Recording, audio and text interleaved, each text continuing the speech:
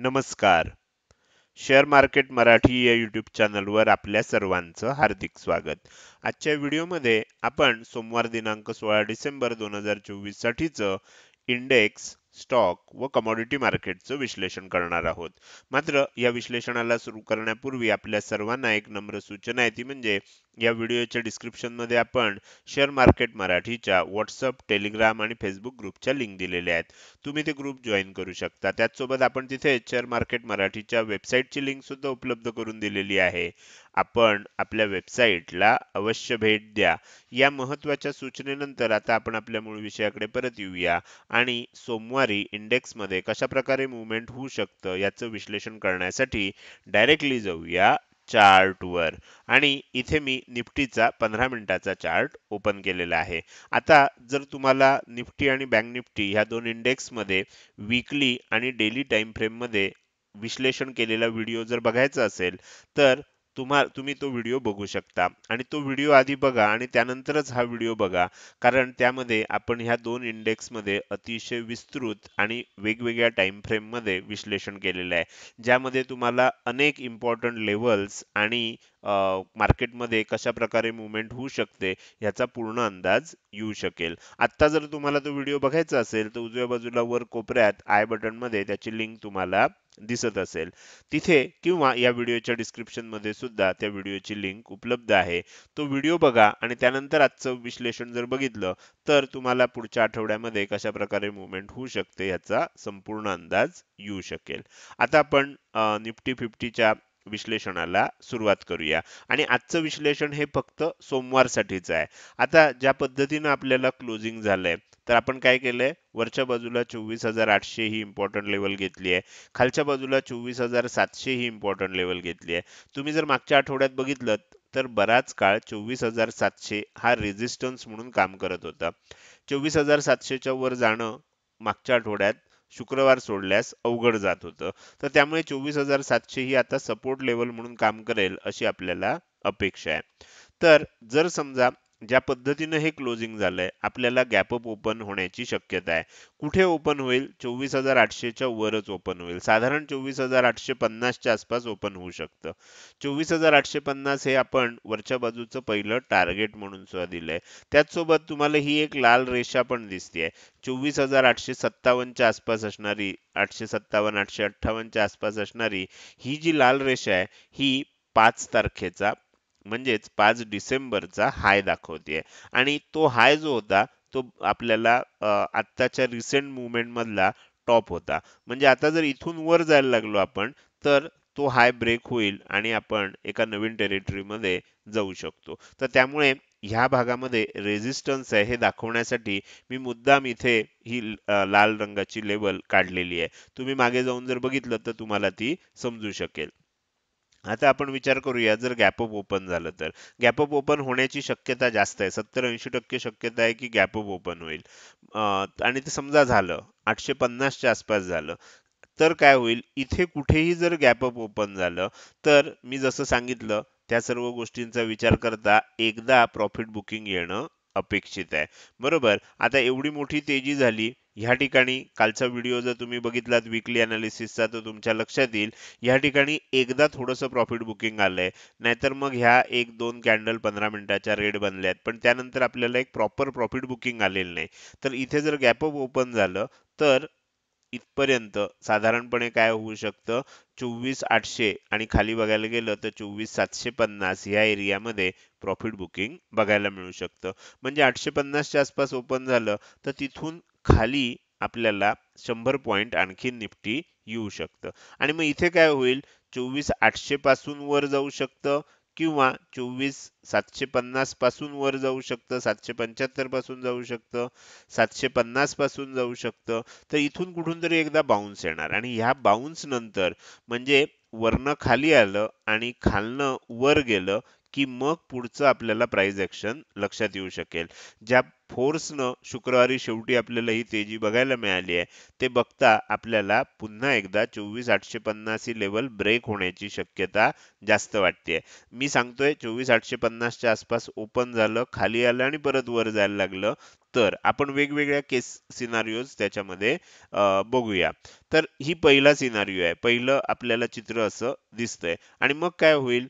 24,850 break झालं तर 24,900, 24,950 असं करत करत 25,000च्या दिशेनं आपल्याला निफ्टीची वाटचाल होताना बघायला मिळू शकते.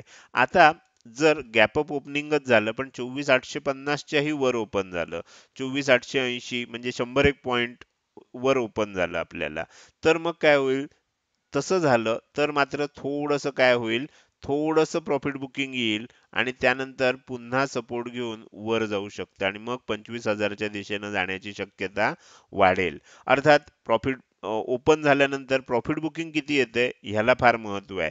मग त्यावेळेला खूप प्रॉफिट बुकिंग येईल असं नाही. 24,850च्या आसपास झालं किंवा त्याच्या खाली गॅप अप ओपन झालं तर थोडंसं इथपर्यंत येऊ शकतं. वर झालं तर मात्र जास्त येणार नाही. थोडंसं खाली येईल आणि त्यानंतर आपल्याला वर जाताना बघायला मिळू शकतं. तर ह्या पद्धतीने आपल्याला लक्षात ठेवायचं. पण समजा जर फ्लॅट ओपन झालं 24,800 ब्रेक केलं, तर मग काय होऊ शकतं? 24,850 पर्यंत तरी 850, 860 पर्यंत तरी टार्गेट नक्कीच येऊ शकतं. त्यानंतर थोडंसं इथनं खाली येऊ शकतं आणि मग इथून पुन्हा वर जायला लागलं, तर आपल्याला पुढची टार्गेट्स बघायला मिळू शकतात. मात्र जर फ्लॅट ओपन झालं किंवा गॅप डाऊन ओपन झालं आणि खाली जायला लागलं, तर खाली काय आहे? खाली सपोर्ट आहे. 24,700ला आपल्याला सपोर्ट आहे. तर त्यामुळे खाली आलं, तर इथे आल्यानंतर एक बाउन्स येणार आणि त्यानंतर मग पुढची प्राइस ऍक्शन समजू शकते. आता आपण एक रेअर म्हणजे आपण असं म्हणूया की ज्याची शक्यता खूप कमी आहे, अशी एखादा सिनारिओ घडला, गॅप डाऊनच ओपन झालं. काहीतरी बातमी आली, काय झालं? 24,700 जर तुटलं, तर मात्र थोडंसं सावध व्हायला लागणार आपल्याला.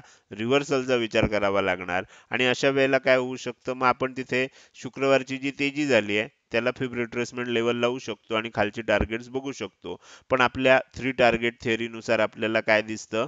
24,700 जर तोडलं तर खाली येताना 24,650, 24,600, 24,550 ह्या लेवल खालच्या बाजूनं बघायला मिळू शकतात. गॅप डाऊन ओपन होणं आणि खाली येणं ही शक्यता कमी आहे, पण मार्केटमध्ये नाकारता काहीच येत नाही. तर त्याच्यामुळे आपण सर्व शक्यतांचा इथे विचार करण्याचा प्रयत्न केला. हे झालं निफ्टी 50चं विश्लेषण. आता आपण पुढे जाऊया आणि बँक निफ्टीचं विश्लेषण करायला सुरुवात करूया. बँक निफ्टीसाठी सुद्धा आपण काय केलंय? इम्पॉर्टंट लेवल, सेंटर लाईन, वरची आणि ती खालची अशी 3-3 टार्गेट्स असं सर्व आपण इथे घेतलेलं आहे. थोडंसं झूम लेवल ऍडजस्ट करतो जेणेकरून आपल्याला व्यवस्थित दिसू शकेल. तर इथे मी काय केलंय, आता बँक निफ्टीचा चार्ट तुम्हाला दाखवतोय. ह्याच्यावरच्या इम्पॉर्टंट लेवल आधी समजून घेऊया. 53,650 ही वरच्या बाजूची इम्पॉर्टंट लेवल आहे.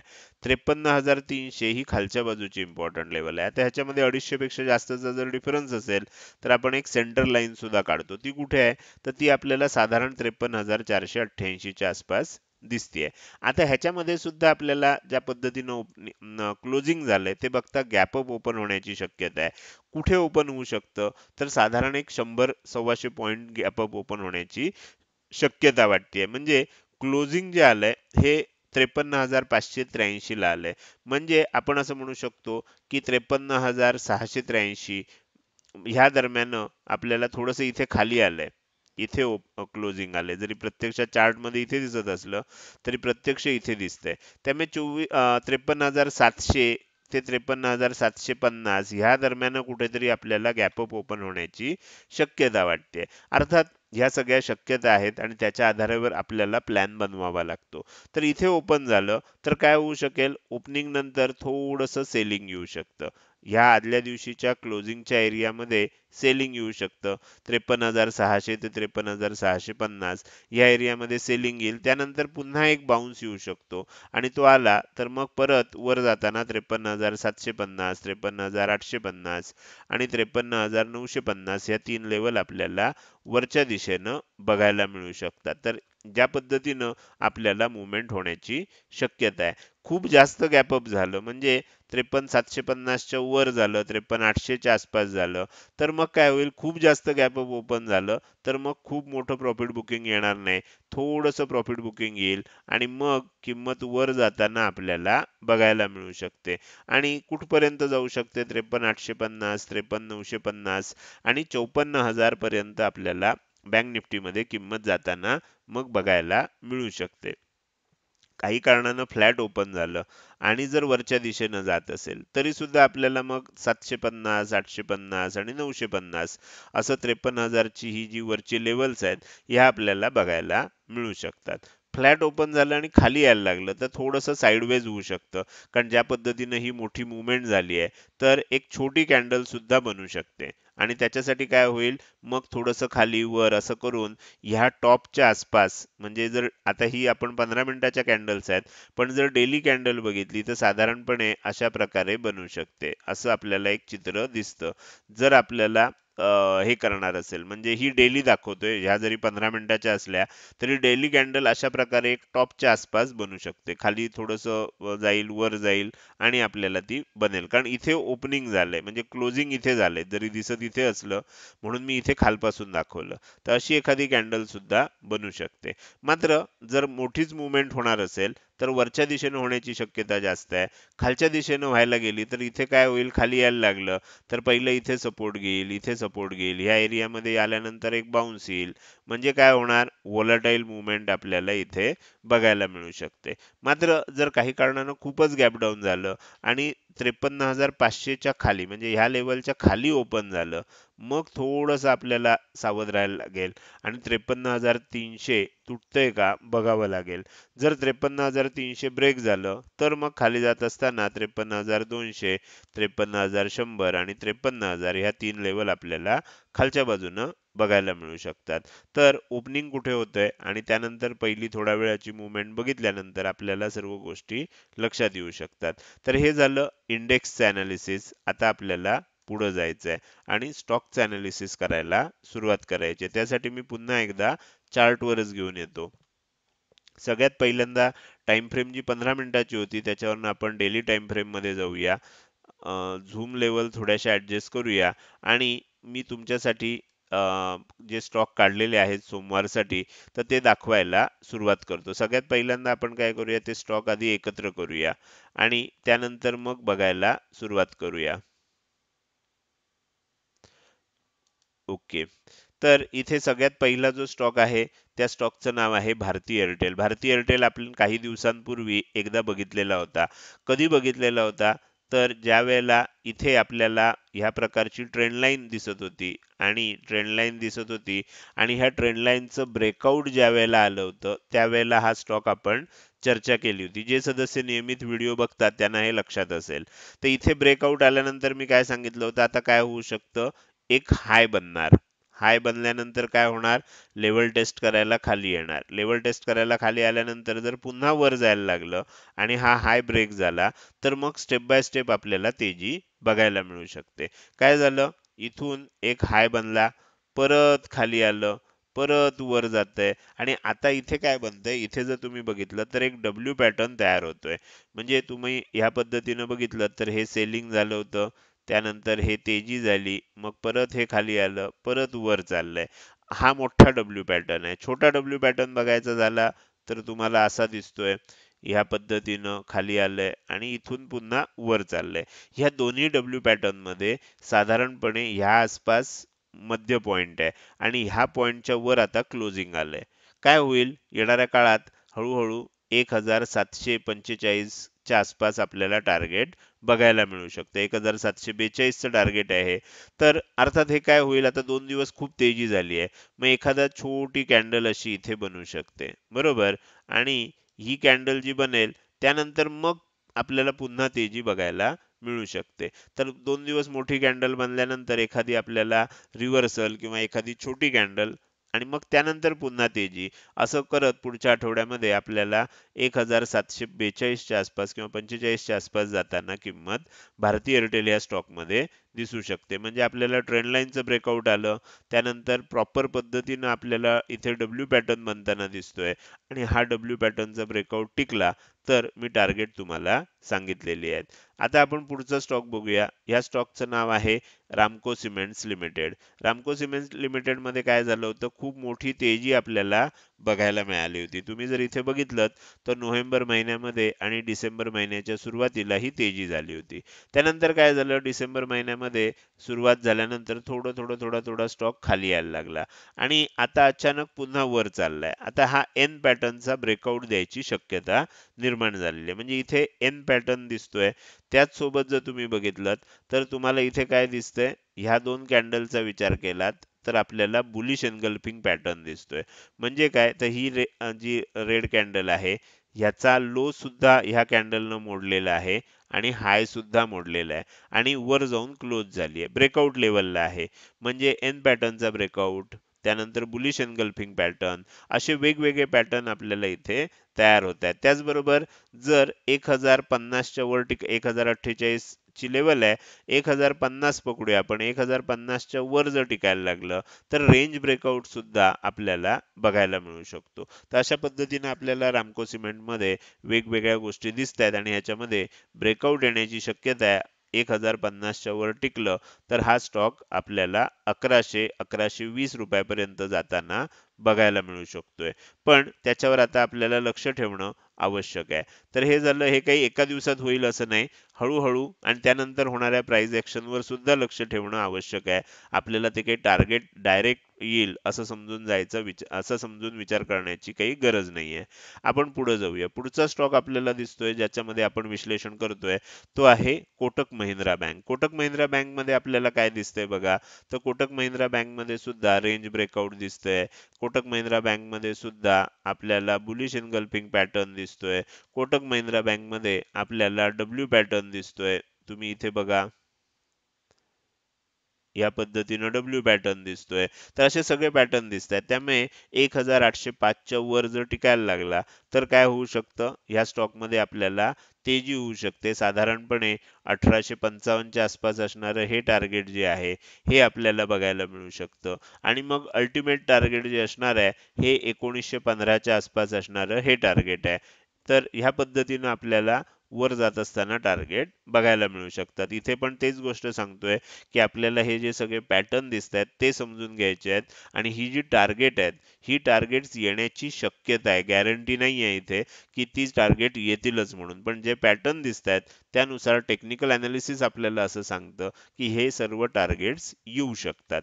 तर त्या दृष्टीनं तुम्ही सुद्धा त्याचा अभ्यास करून मगच फायनल डिसिजन तुम्हाला घ्यायचा आहे. त्यानंतर आपण पुढे जाऊया. पुढचा स्टॉक आपल्याला दिसतोय, आता हा मी मुद्दाम सिलेक्ट केलाय. ऍक्च्युली हा स्टॉक आपल्याला नेहमीच्या पॅटर्न मध्ये येत नाही, पण मुद्दाम सिलेक्ट केलाय. चांगला स्टॉक आहे. हिंदुस्तान युनिलिव्हर लिमिटेड ही भारतातली खूप मोठी FMCG मधली मल्टीनॅशनल कंपनी आहे आणि तुम्ही जर बघितलं तर मागच्या अनेक दिवसांपासून ह्या स्टॉक मध्ये आपल्याला मंदी होताना दिसते. जर तुम्ही वरपासून चेक करायला गेलात तर खालपर्यंत आपण साधारण टॉप पासून मोजूया.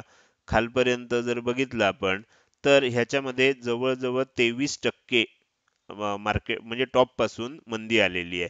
23% स्टॉक हा खाली आलाय. म्हणजे जसं एखादा चांगली वस्तू आपल्याला जर 23% डिस्काउंट मध्ये मिळत असेल, गुंतवणुकीचा विचार करतोय, मला जर गुंतवणूक करायची असेल तर चांगल्या स्टॉक मध्ये जेव्हा तो स्टॉक 20% 25% खाली आलेला असतो. मी नेहमी उदाहरण सांगतो, हल्लीच रिसेंटली एक उदाहरण दिलं होतं की आपल्याला समजा ऍपलचा फोनमध्ये सर्वात फेमस फोन आहे तो, तर मला समजा तो 25% डिस्काउंट मध्ये जर त्याचा फ्लॅगशिप फोन मिळत असेल, म्हणजे आता लेटेस्ट मॉडेल जे आहे ते समजा मला 25% डिस्काउंट मध्ये मिळत असेल तर मी घेणार. त्या पद्धतीनं मला जर गुंतवणूक करायची असेल आणि माझी गुंतवणूक समजा हिंदुस्तान युनिलिव्हर मध्ये असेल तर मी इथे नक्की ॲव्हरेज करणार आणि त्याच्यासाठी मी जे काही बघणार ते मी तुम्हाला इथे दाखवायचा प्रयत्न करतोय. आता मी तुम्हाला थोडंसं खाली आणतो आणि इथे दाखवायचा प्रयत्न करतो. इथे काय झालंय तर इथे आपल्याला एक पॅटर्न तयार झालाय आणि हा ट्विझर बॉटम पॅटर्न आहे. तुम्ही इथे बघू शकता ह्या ज्या शेवटच्या दोन कॅन्डल बनल्या आहेत ह्या ट्विझर बॉटम कॅन्डल आहेत. तर त्यामुळे काय होऊ शकतं, अशा वेळेला जर समजा हा हाय, ह्या 2 दिवसाचा हाय ब्रेक झाला तर ह्याच्यामध्ये हळूहळू तेजी होऊ शकते. हळूहळू होऊ शकते ही शक्यता आहे, गॅरंटी नाही आहे, पण तो पॅटर्न दिसलाय. जर समजा ह्याच्यावर टिकायला लागलं, तर आपण काय अपेक्षा ठेवू शकतो? हळूहळू हा स्टॉक 2525 च्या दिशेनं जाऊ शकतो. तर अशा पद्धतीने आपल्याला चित्र दिसतंय. अर्थात लगेचच जाईल ह्याच्यामध्ये गॅरंटी आहे असं नाही. आपण लक्ष ठेवू शकतो आणि जातो का? हा पॅटर्न आपल्याला सक्सेसफुल होतो का? हे बघायला लागेल. पण एकूण जर विचार केला तर 23% खाली आलेला स्टॉक आहे.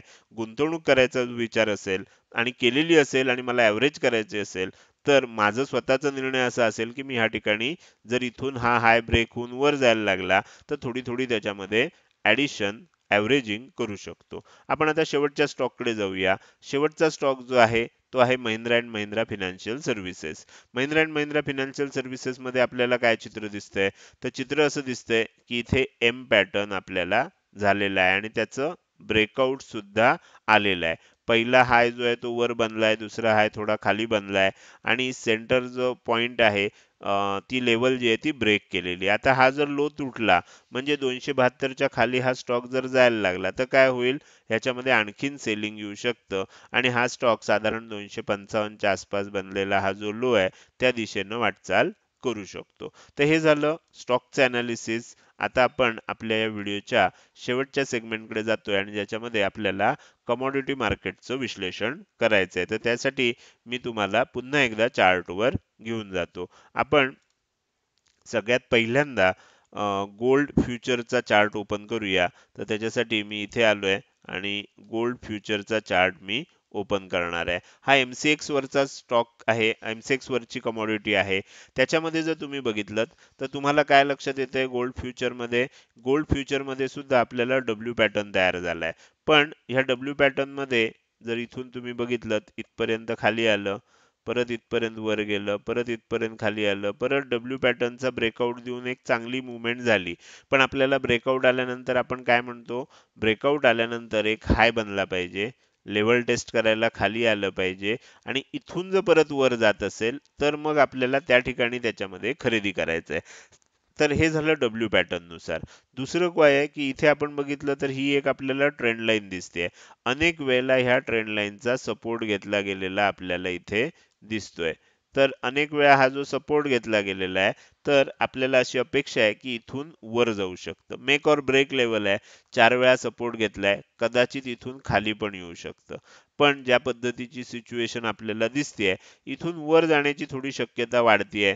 जर गॅप अप ओपन झालं आणि सोन्यामध्ये तेजी व्हायला लागली, 77,500 च्या वर टिकायला लागला, तर काय होऊ शकतं? सोन्यामध्ये MCXचा हा जो गोल्ड फ्युचर आहे, या कमॉडिटीमध्ये आपल्याला आणखीन तेजी बघायला मिळू शकते. तर हा जो भाग आहे 77,500 च्या आसपास, हा फार महत्त्वाचा आहे. त्याच्या वर टिकलं तर पुन्हा एकदा तेजी होऊ शकते. त्याच्या खालीच जायला लागलं आणि ही ट्रेंड लाईन सुद्धा ब्रेक केली, तर मात्र थोडी मंदी होण्याची शक्यता आपल्याला नाकारता येत नाही. तर हे झालं गोल्ड फ्युचर विषयी. आता आपण त्याच पद्धतीनं क्रूड ऑइल ह्या कमॉडिटीचा चार्ट ओपन करूया. क्रूड ऑइलमध्ये आपल्याला काय दिसतंय? तर क्रूड ऑइलमध्ये आपण इतके दिवस काय केलं होतं? इथे इथपासून हे लावलं होतं. म्हणजे फिब रिट्रेसमेंट लेवल लावली होती. याचं कारण काय आहे? की मंदी झाली, परत एक तेजी झाली, परत मंदी झाली, परत तेजी, परत मंदी, परत तेजी. असं वेगवेगळे इथे डब्ल्यू पॅटर्न बनतायत. पण आता पुन्हा एकदा ह्या लेव्हलच्या आसपास आलेलं आहे. बरोबर. आता ह्या लेव्हलचं महत्त्व काय आहे? हे जर आपल्याला समजून घ्यायचं असेल, तर आपल्याला काय करावं लागेल? ही जी फिब रिट्रेसमेंट लेव्हल आहे, ही ओव्हरऑल ह्याच्यासाठी लावावी लागेल. म्हणजे आपल्याला ओव्हरऑल जे तेजी झाली होती आणि जिथून मंदी स्टार्ट झाली आहे, जो टॉप बनलाय 6,495 चा टॉप बनल्यानंतर मग हे सेलिंग झालेलं आहे. त्याचा विचार करता सध्या आपण कुठे आहोत हे जर बघायला गेलो, तर मी काय करतो थोडंसं तुम्हाला व्यवस्थित दाखवायचा प्रयत्न करतोय. इथे येऊया. आता तुमच्या लक्षात येईल, की वारंवार इथे आल्यानंतर अडतंय का? इथून जे सेलिंग झालं होतं आणि इथपर्यंत खाली जे गेलं होतं, ह्याच्यामध्ये ही लेवल जी आहे, ही 50% ची लेवल आहे. इथे एकदा 50% ची लेवल क्रॉस झाली होती, पण लगेच खाली गेलं. परत ह्या 50% लेवलच्या जवळ आल्यानंतर पुन्हा खाली गेलंय. आत्ता सुद्धा 50% लेवलच्या अगदी जवळ येऊन आपण थांबलेले आहोत. म्हणजे ही जी 50% ची लेवल आहे, 6,062 ह्याच्या वर जोपर्यंत टिकत नाही, तोपर्यंत आपल्याला काय होणार नाही, तेजी बघायला मिळणार नाही. ह्यापूर्वी काय झालंय, ह्या ठिकाणी एकदा, इथे दुसऱ्यांदा, इथे तिसऱ्यांदा आणि इथे आपण आता चौथ्यांदा आलेलो आहोत. तर ह्या चौथ्या वेळी जर ब्रेकआउट आपल्याला बघायला मिळाला, तर वर जाताना काय बघायला मिळू शकतं, 6165 ची लेवल बघायला मिळू शकते. आणि ही सुद्धा ब्रेक झाली तर मग आपल्याला पुढचं टार्गेट जे असणार आहे 78.6%चं, 6309चं. तर 6309चं टार्गेट आपल्याला बघायला मिळू शकतं. तर त्यामुळे आपल्याला, अर्थात हे काही एका दिवसात होणार नाही, कदाचित ह्याला 1 किंवा 2 आठवडे सुद्धा लागू शकतील आणि हा ब्रेकआउट आला तर होऊ शकतात ह्या सर्व गोष्टी. तर हे सर्व गोष्टी जर तुम्ही बघितल्यात तर आपल्याला लक्षात येईल की इथे येऊन थांबलं का, ही जी तेजी झाली इथे थांबली का. कारण ही जी लेवल आहे ही 50% ची लेवल आहे आणि 50% च्या लेवलला आपल्याला माहिती आहे की अनेक वेळेला रेझिस्टन्स घेतला जातो. ब्रेक झाला तर मोठी मूव्हमेंट होऊ शकते, रिव्हर्सल आलं तर पुन्हा एकदा सेलिंग बघायला मिळू शकतं. तर असं मेक ऑर ब्रेक लेवलला सध्या क्रूड ऑइल फ्युचर हे जे MCX मधलं एक आपल्याला कमॉडिटी आहे, त्याची किंमत आपल्याला इथे आलेली दिसतेय. तर हे झालं आजचं विश्लेषण. आजचं विश्लेषण तुम्हाला कसं वाटलं? जर तुम्हाला ते आवडलं असेल तर नक्कीच तुम्ही या व्हिडिओला एक लाईक करू शकता आणि कसं वाटलं, काही सूचना असतील, काही प्रश्न असतील तर ते कमेंट सेक्शनमध्ये टाईप करून अवश्य सांगू शकता. त्याचसोबत हा व्हिडिओ तुम्ही अजूनपर्यंत बघताय आणि अजूनही जर तुम्ही शेअर मार्केट मराठी या आपल्या यूट्यूब चॅनलला सबस्क्राईब केलं नसेल तर कृपया सबस्क्राईब करा आणि शेजारी असणाऱ्या बेल आयकॉनला क्लिक करून ऑल असं नोटिफिकेशन निवडा. म्हणजे इथून पुढे रोजच्या रोज येणारे हे विश्लेषणाचे व्हिडिओ मी अपलोड केल्या केल्या तुम्हाला विनाविलंब बघता येतील. आजच्या व्हिडिओमध्ये इथेच मी आपली रजा घेतोय. धन्यवाद.